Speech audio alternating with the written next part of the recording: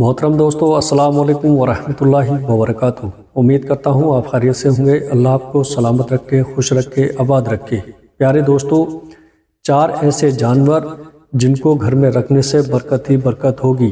پیارے دوستو، نبی کریم صلی اللہ تعالیٰ علیہ وسلم کا ارشاد مبارک ہے کہ جو شخص چھپکلی کو پہلی بار میں مار دے گا تو اسے زیادہ ثواب ملے گا، جو دوسری بار میں مارے گا اسے کم، اور جو تیسری بار میں مارے گا اسے اس سے بھی کم۔ دوستو، اسلامی تعلیمات کی روشنی میں جہاں یہ معلوم ہوتا ہے کہ کون کون سے جانور ایسے ہیں جو گھروں میں رزق کی تنگی، بے برکتی اور پریشانی لانے کا سبب ہیں، پیارے عزیزو، وہیں دوسری جانب اسلام ہمیں ایسے جانوروں کے بارے میں بھی آگاہ کرتا ہے جو کہ برکت والے ہیں، اور گھر میں ان جانوروں کو رکھنے سے گھر کے اندر دولت اور رزق کی فراوانی ہونے لگتی ہے۔ پیارے عزیزو، 4 ایسے جانوروں کے بارے میں بتاؤں گا جو کہ بے حد برکت والے ہیں، جن کو گھروں کے اندر رکھنے سے گھر میں برکتیں آتی ہیں اور دولت اور پیسہ آنے لگتا ہے۔ یہ 4 جانور کون کون سے ہیں اور ان میں کون کون سی نشانیاں پائی جاتی ہیں؟ پیارے دوستو، چلیے جانتے ہیں ان 4 جانوروں کے بارے میں۔ نمبر 1، مرغا۔ نبی کریم صلی اللہ تعالیٰ علیہ وسلم کا ارشاد مبارک ہے کہ جب بھی مرغے کی اذان سنو تو اللہ تبارک و تعالیٰ سے اس کا فضل مانگو، کیونکہ مرغا فرشتوں کو دیکھ کر اذان دیتا ہے۔ نبی کریم صلی اللہ تعالیٰ علیہ وسلم کی اس حدیث مبارکہ سے ہمیں معلوم ہوتا ہے کہ مرغا فرشتوں کو دیکھ سکتا ہے اور فرشتوں کو دیکھنے کے بعد ہی اذان دیتا ہے۔ بزرگوں کا کہنا ہے کہ اگر مرغا صبح صبح جب طلوع ہو رہا ہوتا ہے اس وقت اذان دیتا ہے تو مرغے کی یہ اذان بہت ہی زیادہ مبارک ہوتی ہے، کیونکہ مرغا یہ اذان رزق کے فرشتوں کو دیکھ کر دے رہا ہوتا ہے، کیونکہ صبح کے وقت سب سے پہلے رزق کے فرشتے ہی گھر میں داخل ہوتے ہیں۔ پیارے دوستو، اگر آپ نے بھی اپنے گھروں میں مرغا رکھا ہوا ہے اور آپ کا مرغا سورج نکلنے کے وقت اذان دیتا ہے تو فوراً آپ اپنے گھر کے رزق کے لیے اللہ تبارک و تعالیٰ کے سامنے عاجزی سے اور دل کی گہرائیوں سے دعا کریں۔ پیارے عزیزو، اللہ تبارک و تعالیٰ پر مکمل توکل اور یقین رکھیں اور پھر دیکھیں کہ آپ کے سامنے تمام مسائل کیسے حل ہوتے ہیں۔ یہ بھی جان لیجیے گا کہ اکثر لوگوں کا یہ کہنا ہے کہ صرف سفید مرغے ہی فرشتوں کو دیکھ سکتے ہیں، لیکن حقیقت میں تمام مرغے، خواہ ان کا رنگ کیسا بھی ہو اور ان کا تعلق کسی بھی نسل سے ہو، یہ تمام مرغ فرشتوں کو دیکھ سکتے ہیں۔ لہٰذا اگر آپ دولت مند ہونا چاہتے ہیں تو اپنے گھر میں کم سے کم 1 عدد مرغا ضرور پالیں۔ پیارے عزیز دوستو، اب آئیے گا نمبر 2، بلی۔ ہمارے پیارے نبی حضرت محمد صلی اللہ تعالیٰ علیہ وسلم کو بلیوں سے بہت محبت تھی اور بہت ہی زیادہ پسند تھی، یہاں تک کہ آپ صلی اللہ تعالیٰ علیہ وسلم کے گھر میں ایک بلی آیا کرتی تھی۔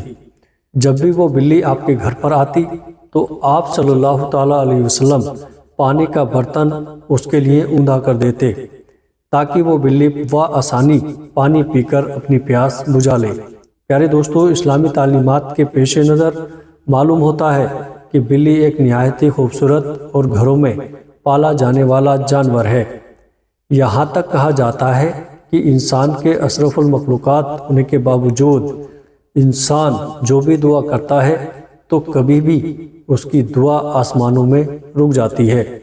پیارے دوستو، لیکن بلیوں کے بارے میں یہ بات کہی جاتی ہے کہ ان کی دعا کسی آسمان پر نہیں رکتی بلکہ سیدھا اللہ تبارک و تعالیٰ کے پاس جاتی ہے، اور اسی طرح سے بلی کی بد دعا بھی کسی آسمان پر نہیں رکتی اور سیدھا اللہ تبارک و تعالیٰ کے پاس پہنچ جاتی ہے۔